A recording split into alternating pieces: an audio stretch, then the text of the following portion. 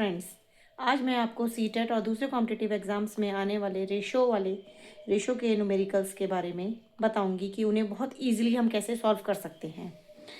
Ratio का formula आपके सामने है। Ratio equal to antecedent upon consequent, यानी कि जब भी हम कोई अनुपात लिखते हैं तो उसमें आप दो अंक देखते होंगे, एक ऊपर और एक नीचे, या आप एक ऐसे कह सकते हैं, एक बाएं और एक दाएं। तो जो ऊपर वाला अंक होता है उसे एंटीसीडेंट कहते हैं और नीचे वाले को कॉन्सिक्वेंट कहते हैं। तो ये बहुत ही एक सिंपल सा फॉर्मूला है जो आपको याद रखना है या समझना है। तो देखिए, इससे रिलेटेड प्रॉब्लम्स हम कैसे सॉल्व करते हैं। तो एक प्रॉब्लम आपके सामने है। The ratio of marks obtained by Kamal and Amit is 5:4, यानी कि कमल और अमित ने मार्क्स जो प्राप्त किए हैं उनका अनुपात जो है 5:4 है। इफ़ अमित सिक्योर्ड 60 मार्क्स, यदि अमित ने 60 अंक सिक्योर किए हैं तो कमल का स्कोर क्या होगा। तो बहुत आसान तरीके से हमें जो दिया गया है हमें बस वही सबसे पहले करना है। That Kamal's marks upon Amit marks is equal to 5/4, 5:4, ये आपको क्वेश्चन में दिया हुआ है।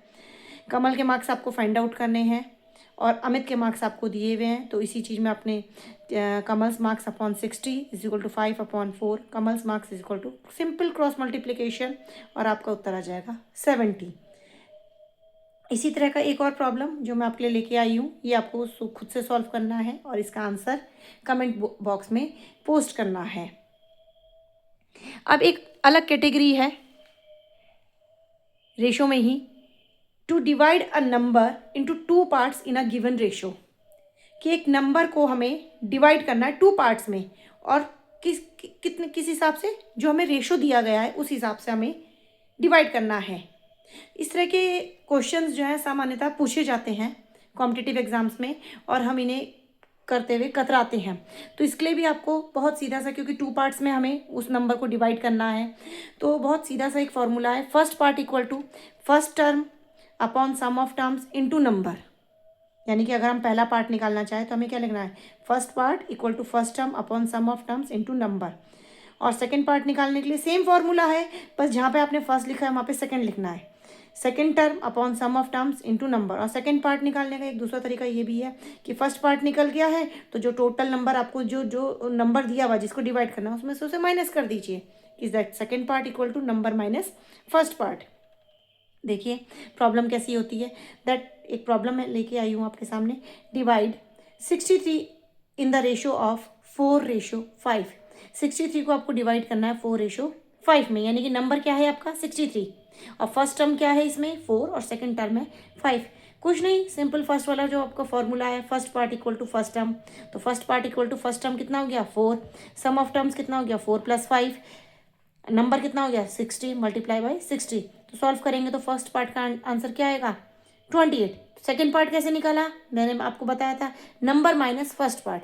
तो नंबर क्या है हमारा 63 माइनस 28 दैट इज 35।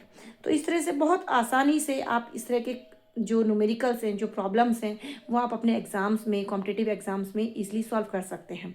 बस करना क्या है, आपको थोड़ी सी प्रैक्टिस करनी है और ये जो बहुत छोटे छोटे फॉर्मूले हैं इन्हें ध्यान रखना है।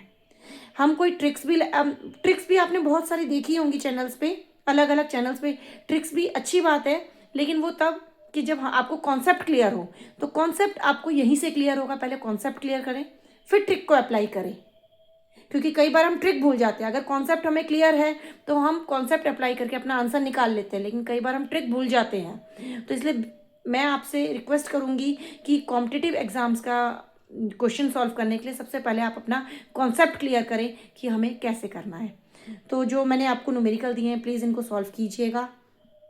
और अगर आपको मेरा वीडियो पसंद आए तो लाइक कीजिए, मेरे चैनल को सब्सक्राइब कीजिए और कमेंट ज़रूर कीजिएगा प्रॉब्लम सॉल्व करने के बाद। और आपको मेरे वीडियो और अच्छे लगे हों तो प्लीज़ नोटिफिकेशन बेल को भी ऑन कर दीजिएगा, ताकि मैं जैसी नई वीडियो बनाऊं तुरंत आपके पास उसका नोटिफिकेशन आ जाए। Please like and subscribe. Okay bye, thank you.